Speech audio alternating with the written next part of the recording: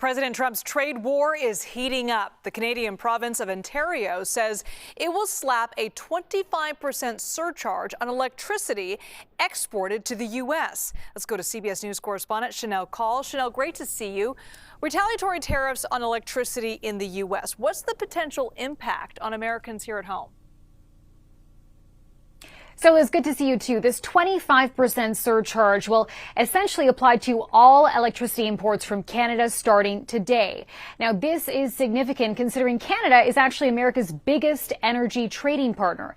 The Ontario government said today this surcharge will impact 1.5 million homes and businesses in 3 U.S. states that border Ontario. So that's Michigan, Minnesota, and New York. They say it will cost the U.S. up to $400,000 every day. I spoke to Ontario's Energy Minister Stephen Lecce earlier today. He called this a kitchen table issue, says that it will hit everyday Americans hard, but he says he hopes it's President Trump who receives the message. Listen.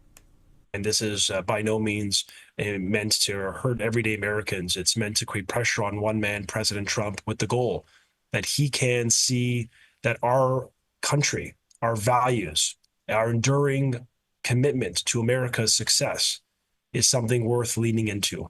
And so I hope we can sign a better deal that protects our jobs, that upholds our democratic values, and that makes sure the businesses on both sides of the border can grow and prosper.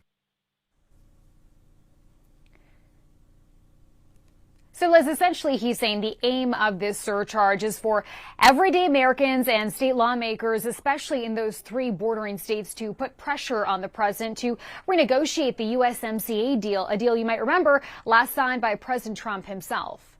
So, Shanelle, if the trade war continues to escalate, what happens next? Could we see a complete cutoff of energy from Canada? Well, Liz, listen, Ontario says if things don't de-escalate soon, it would increase that 25% energy tariff.